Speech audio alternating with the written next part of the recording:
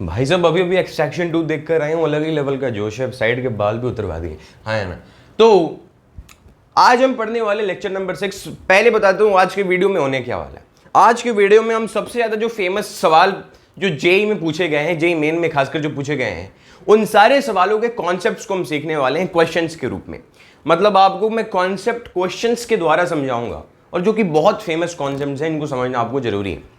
और अगर हम बात करें तो और क्या पढ़ने वाले हैं, सिमेट्री के कॉन्सेप्ट समझने वाले हैं कि कई बार ऐसे ऐसे सवाल आते हैं जो आपको लगता है कि बहुत टाइम लगाएंगे, लेकिन वो चुटकी बजाते 2 सेकंड के अंदर उन सवालों को आपको कैसे करना होता है वो बात करेंगे। और हो सके तो चार्ज ब्रेकिंग प्रॉब्लम के बारे में बात करेंगे। मतलब बहुत ज़्यादा जहाँ से फेमस जेईई के अंदर सवाल आते हैं, उन सारी चीज़ों के आज हम बारे में बात करने वाले हैं। सबसे पहला जो बहुत ही मस्त और ज़बरदस्त जो फेमस सवाल है जेईई में पूछने वाला, कि अगर हमारे पास 2 चार्जेस हैं Q और Q, इन दोनों के बीच का डिस्टेंस मान लेते हैं कि 2D है। इन दोनों के बीच का डिस्टेंस मान लेते हैं 2D है। अब यहां पर वैल्यूज क्वेश्चन में दे दी जाएगी, क्वेश्चन में वैल्यूज दे दी जाएगी, लेकिन हम अभी कॉन्सेप्ट समझ रहे हैं।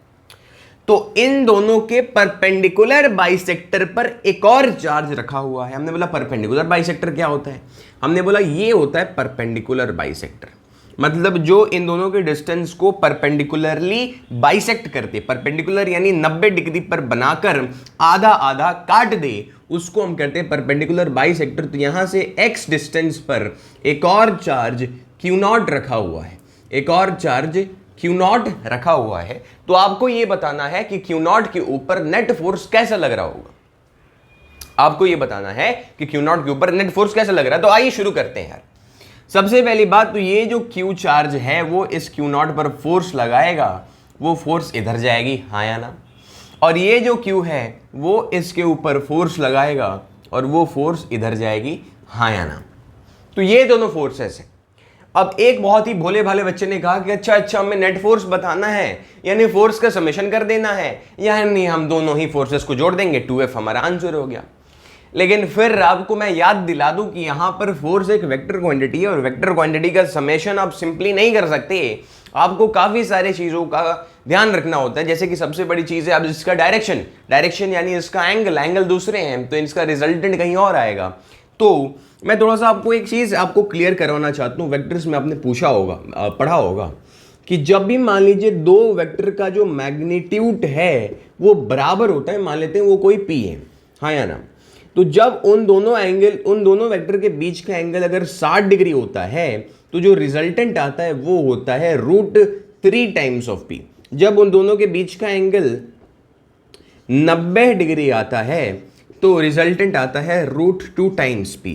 जब उन दोनों के बीच का एंगल 120 डिग्री होता है तब जो रिजल्टेंट आता है वो P होता है। और जब उन दोनों के बीच का एंगल 180 डिग्री होता है तो रिजल्टेंट हमारा जो है वो 0 आता है। ये चीज़ आपको याद करनी होगी भाई। ये आपको वेक्टर्स में क्लास 11 में बताया गया, मैं यहाँ पर बता दिया ताकि अभी मैं इस्तेमाल करूँ तो आपको कोई समस्या ना आए। तो एक बहुत ही भोले भाले बच्चे ने कहा कि यहाँ पर मतलब एंगल 60 है तो यहाँ भी एंगल 60 है, √3 टाइम्स F कर दीजिए। लेकिन मैंने उससे पूछा कि मैंने आपसे कब बोला भाई कि ये एक इक्विलैटरल ट्राइंगल है, क्योंकि इक्विलैटरल ट्राइंगल में ही सारे एंगल 60 डिग्री के बराबर होते, लेकिन ऐसा कुछ तो उस क्वेश्चंस में कहा गया नहीं है। मतलब ये उसीलिए इस सवाल को मजेदार बनाती है, क्योंकि आपको एंगल पता नहीं है कि क्या होने वाला है। मतलब ठीक है सर, आइए प्रयास करते हैं। मैंने बोला ये डिस्टेंस x है, मैंने बोला यस। मैंने बोला कि ये क्या है, मैंने बोला 90 डिग्री। उसने बोला ये क्या है, उसने बोला 90 डिग्री। तो अगर ये 90 डिग्री है तो ये क्या होगा, 90 माइनस थीटा, हाँ या ना। तो ये क्या होगा, उसने बोला थीटा। बोला अरे वाह सर, अगर ये 90 डिग्री है तो ये होगा 90 माइनस थीटा। तो ये भी, क्या आप समझ पा रहे हैं कि ये भी एक थीटा एंगल ही होगा। मतलब ये सारे एंगल्स इस ट्रायंगल के बराबर होंगे, सारे साइड्स इस ट्रायंगल के बराबर होंगे। आपने कुछ ना कुछ ऐसा पढ़ा होगा, क्लास 9-10 में। उसके बारे में हम बात नहीं कर रहे हैं। मान लेते हैं कि अगर इसे ये परपेंडिकुलर बाइसेक्ट कर रहा है तो ये जो डिस्टेंस है वो d बन जाएगा, और ये जो डिस्टेंस है वो d बच जाएगा। 2d आधा आधा कट गया d और d के अंदर। मैंने बोला कि ये जो डिस्टेंस है वो x है, तो क्या आप समझ पा रहे हैं ये जो डिस्टेंस है वो अंडर रूट में d² + x² होने वाला है, हाँ या ना। क्योंकि भाई ये तो हाइपोटेन्यूस है ना, तो हाइपोटेन्यूस बराबर बेस का स्क्वायर और परपेंडिकुलर का स्क्वायर ही होता है अंडर रूट में, तो ये तो आ गया भाई, ये तो आ गया भाई। और यही इसके बराबर है अंडर रूट में D square plus x square. हमने बोला वाह सर क्या बात है, वाह क्या बात है सर। अब मैंने बोला ये बात करते हैं, ये फोर्स की वैल्यू कितनी आएगी, उसने बोला के Q1 Q2 अपॉन उनके बीच के डिस्टेंस का स्क्वायर, जो कि होने वाला है D square plus x square, इसका स्क्वायर होने वाला है ना, और इसका जो मैग्नीट्यूड है उसके बराबर है। क्या ये बात मानते हो? हमने बोला यस, बात तो मानना पड़ेगा, हाँ या ना। अब मैंने बोला ध्यान से देख, अगर ये थीटा है तो क्या ये भी थीटा होगा, ये थीटा है तो क्या ये भी थीटा होगा, हाँ या ना। ये थीटा है तो ये भी थीटा, और ये थीटा तो ये भी थीटा। मैंने बोला ध्यान से अगर देखा जाए हमें क्या करना है भाई, वेक्टर एडिशन। मैंने बोला कि ये फोर्स कि यहां पर एंगल थीटा बन रहा है, तो इसका एक कंपोनेंट यहां पर होगा जो कि होगा एफ कॉस थीटा, हाँ या ना, और एक कंपोनेंट यहां पर होगा जिसका वैल्यू होगा एफ साइन थीटा, हाँ या ना। ये इसकी कंपोनेंट्स मैंने लिख दी, यानी F sine theta F cos theta का रिजल्टेंट ये एफ आया है। वैसे ही इस फोर्स का एक कंपोनेंट यहां पर होगा एफ कॉस थीटा, और इस फोर्स का एक कंपोनेंट यहां पर होगा एफ साइन थीटा। समझदार बच्चे ने पीछे से कहा कि ये दोनों देखिए, इन दोनों का मैग्नीट्यूड सेम है, इन दोनों के बीच का एंगल 180 डिग्री है, तो रिजल्टेंट क्या हो जाएगा, जीरो। ये दोनों एक दूसरे को खत्म कर देंगे, हाँ या ना। अब मैंने बोला कि इसकी बात करें तो इन दोनों के बीच का एंगल कितना, एफ कॉस थीटा और F sine theta, F cos theta और एफ कॉस थीटा। तो जब एंगल 0 डिग्री हो तो रिजल्टेंट 2 टाइम्स हो जाता है, यानी ये जो होगा वो 2 times of F cos theta हो जाएगा। मैंने बोला वेरी गुड यार, और यही जो है it is the resultant force, यानी 2 times of F cos theta he resultant force है या फिर नेट फोर्स है। मैंने बोला यार फोर्स तो पता है, लेकिन ये कॉस थीटा का मलवा कहां से आ रहा है, इसको भी सॉल्व कर देते हैं ना यार। थीटा तो मुझे पता ही है, मतलब कॉस थीटा क्या होता है, मैंने बोला बेस अपॉन हाइपोटेन्यूज। मतलब बेस क्या है, उसने बोला एक्स, हाइपोटेन्यूज क्या है, उसने बोला अंडर रूट में D square plus x square, हाँ या ना, अंडर रूट में D square plus x square. तो आइए इस क्वेश्चन में इसमें पटक दीजिए, आंसर आपका आ जाएगा। तो 2 टाइम्स ऑफ एफ क्या है, उसने बोला के क्यू नॉट क्यू अपॉन उनके बीच के डिस्टेंस का स्क्वायर। इसको आप ध्यान से देखेंगे तो ये D square plus x square हो गया, हाँ या ना। और यहां पर कॉस थीटा किसके बराबर, उसने बोला x upon D square plus x square की पावर 1/2। ये तो समझते होगे ना यार, अंडर रूट यानी 1/2 ही होता है पावर, हाँ या ना। मैंने बोला अब ध्यान से अगर आप इसे देखना चाहेंगे तो 2 टाइम्स ऑफ के Q not x upon D square plus x square की पावर 3/2, और ये है हमारा नेट फोर्स। अब इस पूरे सवाल में अगर आपको कहीं भी डाउट आया होगा तो वो यही चीज है, मैं आपकी नस नस से वाकिफ हूं, कहीं भी डाउट आया होगा तो वो वही चीज है कि यार इस फोर्स को आपने रिजॉल्व कैसे कर दिया, किसका एक कंपोनेंट यहां पर। तो यार एक काम ऐसा कर सकते हैं कि आप YouTube पे सर्च करें सॉल्यूशन ऑफ वेक्टर्स, उपाध्यायंस लिख देंगे तो हमारा चैनल भी आ जाएगा, उस पर मैंने रेजोल्यूशन पढ़ाए हुए। लेकिन किसी और से भी आप पढ़ सकते हैं, महानायक टीचर्स फिजिक्स के भरे हुए भरमार है भाई साहब। तो देखिएगा बेस्ट टीचर से जिसका सबसे ज़्यादा बढ़िया कंटेंट आपको लगे उसको देखिएगा कि भाई फोर्स और इसके बीच में जब एंगल थीटा होता है तो कैसे आपको किसी भी वेक्टर को रिजॉल्व करते हैं। लेकिन मैं आपको एक शॉर्ट ट्रिक बता देता हूँ कि जहां भी आपको एंगल दिखे उस साइड में एफ कॉस थीटा होता है, उसका एफ कॉस थीटा होगा, और उससे 90 डिग्री आप आ जाइए तो यहां पर एफ साइन थीटा होगा। जहां भी एंगल हो उस साइड कॉस थीटा होगा, उससे 90 डिग्री चले जाओ उसका साइन थीटा हो जाएगा। ये एक छोटी सी ट्रिक थी जो हम ऑब्जर्व करते हैं बार बार क्वेश्चंस करने के टाइम। तो एक तो हमने क्लियर कर लिया भाई साहब, एक हमने क्लियर कर लिया कि किस प्रकार से क्वेश्चंस पूछे जाएंगे अगर ऐसा कुछ परपेंडिकुलर बाइसेक्टर के बारे में है। ठीक है जी, हाँ या ना।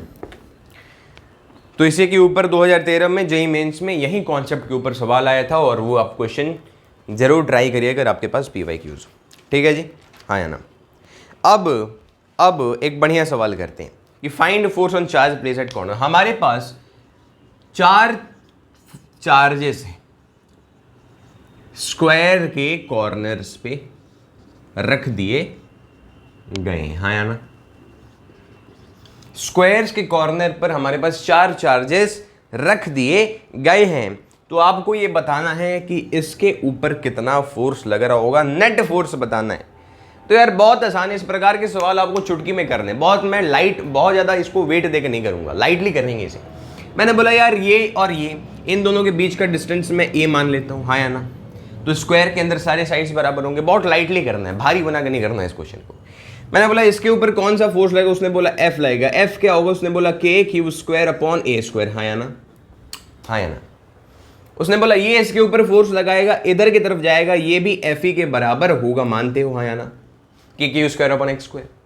यहां पर ये मत कर देना भाई साहब की सेम लगा दिया लॉजिक, यहां पर बस ये लॉजिक लगाना कि रिपल्शन तो होगा लेकिन ये जो फोर्स होगा वो एफ डैश होगा। मैं बोला क्यों होगा, उसने बोला इसलिए क्योंकि के क्यू स्क्वायर, लेकिन इनके बीच का जो डिस्टेंस है ना वो under root of 2 times of a है।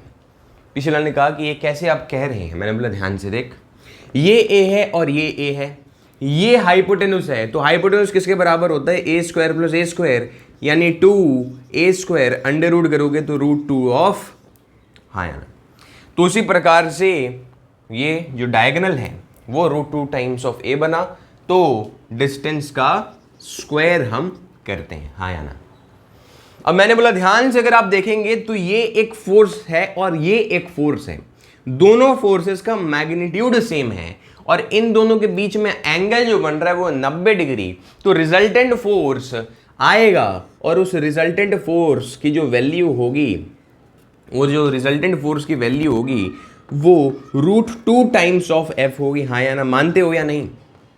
अब मैंने बोला कि भाई ये जो फोर्स है और ये जो फोर्स है दोनों ही सेम डायरेक्शन में हैं, यानी इनके बीच का एंगल 0 डिग्री है, तो रिजल्टेंट जो है इनका दोगुना हो जाएगा, या फिर आप सिंपली ये कह सकते हो कि रिजल्टेंट जो है वो जुड़ जाएगा। दोगुना नहीं होगा, मैं गलत बोल गया, क्योंकि वो तो दोगुना होता है अगर मैग्नीट्यूड सेम है, लेकिन मैं ये बोल रहा हूं कि अगर दो वेक्टर सेम डायरेक्शन में होते हैं, चाहे उनकी वैल्यू कुछ भी हो वो जुड़ते हैं, चाहे उनकी वैल्यू कुछ भी वो जुड़ते हैं।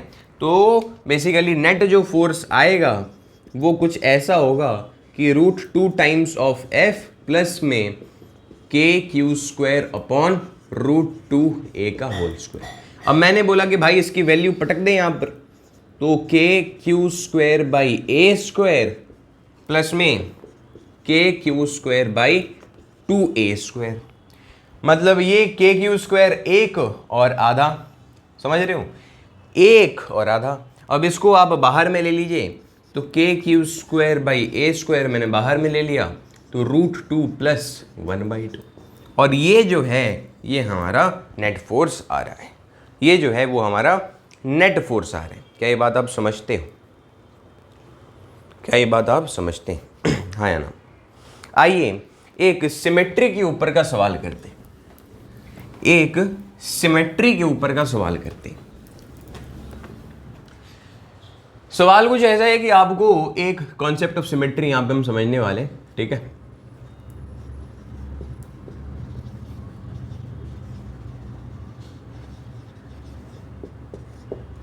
सवाल कुछ ऐसा है कि आपको एक ट्रायंगुलर जगहों पर आपको चार्जेस रख दिए गए हैं कि यहां पर क्यू है, यहां पर क्यू है और यहां पर क्यू है ना। अब आपसे पूछा गया कि अगर मैं यहां पर कोई भी चार्ज Q0 रखूंगा तो इसके ऊपर का फोर्स कितना लगेगा, इसके ऊपर का फोर्स कितना लगेगा, आपको ये बताना है। मतलब कैसे आप बताएंगे इसे, आइए प्रयास करते हैं। मैंने बोला भाई ये और इसकी बात करें तो इसको देगा रिपल्शन, यहां पर एक फोर्स लगेगा। इसकी बात करें तो ये भी देगा रिपल्शन, और इसकी बात करें तो ये भी देगा रिपल्शन, हाँ या ना। अब ये फोर्स कितना होगा, नेट फोर्स, आपको ये बताना है। इसको सॉल्व करने के मैं 2 तरीके बताता हूं। पहला आसान वाला, जिसका वेक्टर तगड़ा है ना, चुटकी में खड़े वो सवाल। मैंने बोला भाई, हाँ बोला, मैंने बोला भाई ये एक इक्विलैटरल ट्रायंगल है। ये क्या है, एक इक्विलैटरल ट्रायंगल। ये क्वेश्चन में मुझे बता दिया गया, ठीक, वही मैं चेक कर रहा था इक्विलैटरल है या नहीं। तो अगर इक्विलैटरल है तो ये जो एंगल होगा वो 60 होगा, तो इसका ये आधा हो जाएगा जो कि होगा 30, हाँ या ना। तो ये भी हो जाएगा 30, हाँ या ना। तो अगर ये एक ट्रायंगल के रूप में देखूं तो 30 30 60, तो ये कितना होगा भाई, 120 डिग्री तो होगा, मानते हो या नहीं?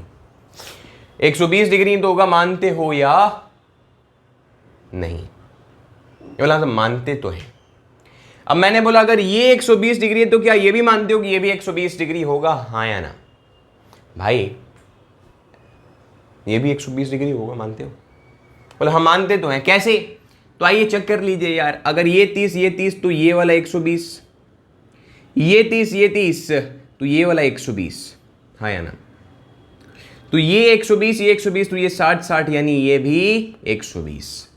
तो कैसे भी आप करके ये 120 आएगा। अब थोड़ा मलबा, थोड़ा जो कचरा है थोड़ा साइड करते, ठीक है? एंगल पता चल गया 120 है, मैंने बोला हाँ पता चल गया, यानी इस पॉइंट के ऊपर एक फोर्स लगेगा F, एक फोर्स लगेगा F और एक फोर्स लगेगा F। इन दोनों के बीच का जो एंगल है वो है 120 डिग्री। मैंने बताया था आपको कि अगर फोर्स का मैग्नीट्यूड सेम है और उन दोनों के बीच का एंगल 120 है तो रिजल्टेंट जो है वो उसके ही मैग्नीट्यूड के बराबर आ जाता है F। और मैंने बोला कि ये रिजल्टेंट F आ गया और ये भी F है, इन दोनों के बीच का एंगल जो है वो 180 डिग्री है, तो रिजल्टेंट जो है वो 0 आ जाएगा, यानी इसके ऊपर जो नेट फोर्स है वो आएगा 0। तो ये आसान वाला तरीका, ठीक, जो आप वेक्टर से बिना देखे इस सवाल को कर सकते हैं, आंख बंद करके मंत्र पढ़कर।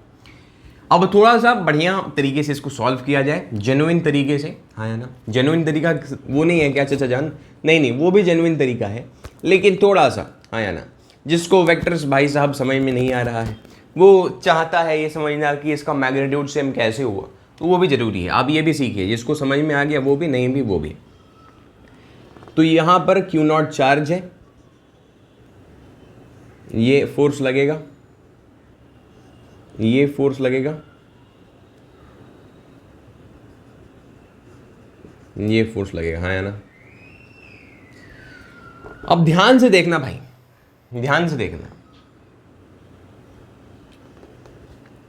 ये वाला जो साइड है ना इसका बस आपको डिस्टेंस नहीं, भाई फोर्स की जो वैल्यू होगी वो क्या होगा, K Q0 अपॉन इनके बीच का डिस्टेंस बस निकाल लेना यार, इनके बीच का डिस्टेंस निकालना वो बड़ा महारत है। पहले तो मैं आपको याद करवा देता हूं कि इनके बीच का जो डिस्टेंस होता है वो होता है L/√3। चाहे आपको निकालना है या ना है, लेकिन ये L/√3 होगा, इसको रट लीजिए, मैं बता रहा हूं। बोला हाँ रट ले, हाँ, क्योंकि बहुत काम आएगा। अब निकाल लेते हैं कहां से आया। मैंने बोला भाई आपको क्या पता है, मतलब कुछ नहीं, मतलब ध्यान से देखिए, अगर मैं साइन थीटा की बात करूं तो परपेंडिकुलर अपॉन हाइपोटेनुस होगा, हाँ या ना? साइन थीटा की बात करूं तो वो होगा परपेंडिकुलर अपॉन हाइपोटेनुस, यस। और अगर मैं कॉस थीटा की बात करूं तो वो होगा बेस अपॉन हाइपोटेनुस। दोनों तरीके से प्रयास करते निकालना, कॉस थीटा बराबर क्या होगा, उसने बोला बेस अपॉन हाइपोटेनुस, हाँ या ना? तो उसने बोला कि भाई बेस क्या है, यही तो है, तो हाइपोटेनुस बराबर क्या हो जाएगा, बेस अपॉन कॉस 30, हाँ या ना? हाइपोटेनुस बराबर होगा बेस अपॉन कॉस 30। अब मैंने बोला बेस क्या है, उसने बोला बेस है मान लीजिए L अपॉन 2, ठीक है? बेस क्या है मान लीजिए वो है L/2। अब पीछे वाले ने कहा कि भाई साहब ये अपने मन से कुछ भी वैल्यू पटक दे रहा है मास्टर। अरे भाई ध्यान से देख, इस ट्रायंगल का ये जो साइड है वो L के बराबर है भाई, ये जो साइड है वो L के बराबर है भाई, तो ये आधा आधा L/2 हो जाएगा। मैंने बोला यस। तो बेस क्या है, तो उसने बोला L/2। मैंने बोला cos 30 के वैल्यू क्या है, sin 60 के बराबर, जो कि है √3 टाइम्स ऑफ 2। तो आप ध्यान से देखोगे कि ये वैल्यू आ गई L/√3। तो ये ऐसे आया ये वैल्यू, ठीक है? तो ये डिस्टेंस आपको पता होना चाहिए कि L/√3 होता है। तो यहां पर मैं पटक दूंगा ये वैल्यू L/√3 का होल स्क्वायर, हाँ या ना? अब आप ध्यान से देखेंगे तो ये भी फोर्स उतना, ये भी फोर्स उतना है और ये भी फोर्स उतना ही है, यस, हाँ या ना? उसलिए मैग्नीट्यूड सेम हो गया, हाँ या ना? तो ये तो समझ पा रहे हो ना भाई, यस और नो? तो अब वही वाला कॉन्सेप्ट फिर लगा लीजिए। मैंने बस इसलिए बताया आपको ये चीज ताकि आपको ये क्लियर हो जाए कि भाई इसका जो मैग्नीट्यूड है ये उतना है। अब बाकी आप सवाल सॉल्व कर लिए कि ये 120 डिग्री है तो ये कितना हो जाएगा। ये 120 डिग्री है तो ये कितना हो जाएगा, उसने बोला इतना ही होगा, और ये इसके बराबर हो जाएगा तो ये दोनों एक दूसरे को काट देंगे और रिजल्टेंट 0 हो जाएगा। आगे बड़ा ही एक बेहतरीन आपको मैं कॉन्सेप्ट समझाता हूँ, एक बड़ा ही कॉन्सेप्ट समझाता हूँ। ये जो इतना माथा पीछे करने के बाद जो हमारा रिजल्ट जो आया वो आया कि नेट फोर्स आपका 0 है, वो आप क्लियरली समझ सकते हैं कि जब भी आपको सिमेट्री टाइप की प्रॉब्लम्स दी जाए, जैसे आपको एक और सिमेट्री टाइप की मैं प्रॉब्लम दे रहा हूँ, जेई में ऐसे डायरेक्ट सवाल आते हैं तो आपको 4 नंबर चिराने में समय नहीं लगेंगे। तो जैसे यहाँ पर एक चार्ज है Q, यहाँ पर एक चार्ज है Q, यहाँ पर एक चार्ज है Q, यहाँ पर एक चार्ज है Q, और इनके बीच में एकदम एक चार्ज है Q नॉट, इसके ऊपर जो फोर्स लगेगा वो होगा, बिना देखे बोल देना है कि F नेट 0 होगा। थोड़ा सा मतलब देख लेना भाई, लेकिन बिना देखे। और ऊपर ऊपर से आपको क्या देखना है कि भाई इसका और इसका रिपल्शन होगा, इसका रिपल्शन होगा, दोनों के बीच का डिस्टेंस सेम होगा, एक दूसरे को काट देंगे। इसका रिपल्शन होगा, इसका रिपल्शन होगा, दोनों के बीच में डिस्टेंस सेम होगा, फोर्स सेम होगा, एक दूसरे को काट देंगे, नेट फोर्स इसके ऊपर का 0। तो कहीं भी अगर आपको दिखे कि भाई इक्वल अमाउंट है चार्ज के, मतलब हर जगह जो चार्ज की वैल्यू है वो सेम है, हर जगह जो डिस्टेंस है वो सेम है, और जो बीच का है वो एकदम बीच में है, मतलब जो चार्ज है जिसके ऊपर फोर्स निकाल रहे हैं वो एकदम सेंटर ऑफ सिमेट्री बना रहे हैं, मतलब डिस्टेंस सेम है, चार्जेस जिन्होंने सराउंड किए उनकी वैल्यू सेम है, और एंगल भी सेम है। तो आप समझ सकते हैं कि यहां पर आपको सिमेट्री का कॉन्सेप्ट लगेगा, नेट फोर्स आपकी 0 हो जाएगी, नेट फोर्स आपकी 0 हो जाएगी। ठीक है भाई, हाँ या ना, सही है। अब इसी के ऊपर एक आपको HC वर्मा के अंदर का सवाल, HC वर्मा किताब है भाई साहब, HCV का सवाल मैं आपको बताता हूँ, बड़ा बेहतरीन सवाल है, जो कई लोग कॉन्सेप्ट ऑफ सिमेट्री जो समझ जाते हैं, लेकिन इस क्वेश्चन को जिसने कर लिया वो कॉन्सेप्ट ऑफ सिमेट्री के सारे क्वेश्चन कर लेगा, क्योंकि यहाँ पर थोड़ा सा फंसाया जाएगा आपको। जैसे आपको बताया है एक रेगुलर पेंटागन है, एक रेगुलर पेंटागन है, ठीक है भाई साहब, एक रेगुलर आपको पेंटागन दे रखी है, मतलब हर एक साइड बराबर है, भले दिख नहीं रही है, और यहां पर चार्जेस प्रेजेंट है, Q Q Q और Q। कितने चार्जेस है? 4 चार्जेस प्रेजेंट है, ठीक, 4 चार्जेस प्रेजेंट है। Another charge Q is placed at the center of, एक और चार्ज एकदम सेंटर ऑफ पेंटागन में Q हमारा है, ठीक है। तो आपको बताना है कि इसके ऊपर कितना फोर्स लगेगा, इसके ऊपर कितना फोर्स लगेगा, हाँ या ना। तो जिसने कॉन्सेप्ट ऑफ सिमेट्री समझ रखा है ना, ये नहीं करना है कि भाई इसके ऊपर जो है वो क्या कहलाता है फोर्स 0 हो गया, नहीं। आप ध्यान से देखेंगे तो इसके बीच में रिपल्शन आएगा, इसके बीच में रिपल्शन आएगा, इसके बीच में रिपल्शन आएगा, इसके बीच में रिपल्शन आएगा। ध्यान से देख रहे हो? हमने बोला यस, हमने बोला है कि भाई साहब कॉन्सेप्ट ऑफ सिमेट्री को ध्यान में रखना है। मतलब क्या करेंगे यहां पर ऐसा, मैंने बोला कि अगर मैं यहां पर चुपके से एक प्लस Q चार्ज लेके आ जाऊं और पीछे में माइनस Q चार्ज भी बैठा दूं, एक ही जगह पर यहां पर प्लस Q चार्ज भी लेकर आ गया, उसके बाद माइनस Q चार्ज भी लेकर आ गया, तो यहां पर क्या फर्क कुछ आया? क्योंकि ये चार्ज इज स्केलर क्वांटिटी, एक दूसरे को खत्म कर देगा, हाँ या ना, एडिशन में तो खत्म हो जाएगा। लेकिन फायदा ये हुआ कि अगर मैं केवल इनको देखूं तो भाई इसके ऊपर का जो नेट फोर्स है वो हो गया 0, क्योंकि इसके बीच का भी डिस्टेंस, इसके बीच का भी डिस्टेंस, इसके बीच का भी डिस्टेंस, इसके बीच का भी डिस्टेंस सेम है, चार्जेस सराउंडिंग सेम है, ये एक सेंटर ऑफ सिमेट्री बन रहा है, इसके ऊपर का नेट फोर्स हो गया 0। आप कैलकुलेट करके देख लोगे, कैलकुलेट करके देखने में ये पंगा है कि एंगल बड़ा पेचीदा बनता है, 72 डिग्री अराउंड कुछ बनता है। अगर आपने कॉन्सेप्ट ऑफ सिमेट्री नहीं समझा तो ये क्वेश्चन आपसे बन ही नहीं सकता था ना, क्योंकि ये एंगल ही आपको बहुत पेचीदा मिलेगा। 72 डिग्री शायद इनके बीच का एंगल होता है कुछ, आप चेक कर लेना पेंटागन में, तो अब बड़ा दिक्कत होगा कि भाई अब तो एंगल कैसे रिजल्टेंट निकाले वगैरह वगैरह, √3 टाइम पागल हो जाएंगे आप। लेकिन कॉन्सेप्ट ऑफ सिमेट्री पता है तो भाई एंगल सेम है, तो भाई कॉन्सेप्ट ऑफ सिमेट्री लग गया। मैंने बोला भाई ठीक है, लेकिन ये बचा मेरे पास माइनस Q चार्ज। तो हम बता लेते हैं कि भाई मतलब ये चार्ज प्रेजेंट हो या ना हो, बात तो बराबर है, क्योंकि इसके ऊपर जो नेट फोर्स है वो तो 0 लग रहा है, तो मैं इन चार्जेस को हटा देता हूं। मैं बोला बहुत सही भाई। अब हम बात करते हैं इस माइनस Q चार्ज की, क्योंकि सारे जो चार्जेस है उसके चलते जो नेट फोर्स है वो जीरो हो गया। अगर फोर्स लगेगा तो इसके चलते लगेगा, हाँ या ना? अगर जो फोर्स लगेगा तो इसके चलते लगेगा। तो पॉजिटिव नेगेटिव अट्रैक्शन होगा तो ये जो फोर्स आएगी उस फोर्स की वैल्यू आ जाएगी के क्यू अपॉन इनके बीच का जो भी डिस्टेंस है ए का स्क्वायर, हाँ या ना? लोगों ने कहा माइनस टाइम्स नहीं, आपने डायरेक्शन यहां पर बता दिया है। क्या ये चीज आपको क्लियर है? क्या ये चीज आपको क्लियर है? और यही आएगा आपका रिजल्टेंट नेट फोर्स, हाँ या ना? तो ये आपको समझना होता है, कॉन्सेप्ट इंटरेस्टिंग है।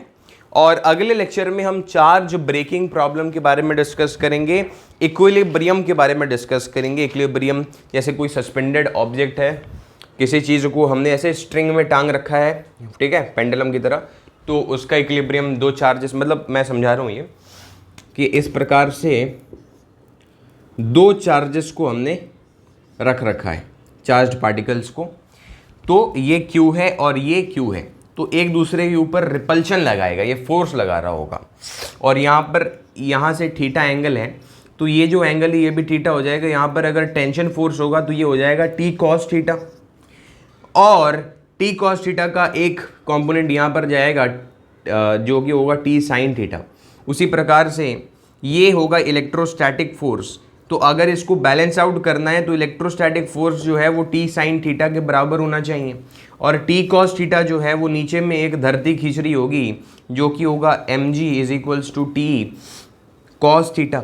अगर हम दोनों को डिवाइड करेंगे तो F/mg जो है वो बराबर आ जाएगा tan थीटा। और ये कॉन्सेप्ट हम समझने वाले हैं, जो कि मैंने अगले लेक्चर का पार्ट ये भी बता दिया कि tan थीटा बराबर होने वाला है फोर्स अपॉन mg, अगर हम किसी भी इक्विलिब्रियम वाली चीज़ की बात कर रहे हैं जहाँ पर कोई पार्टिकल मूव नहीं कर रहा।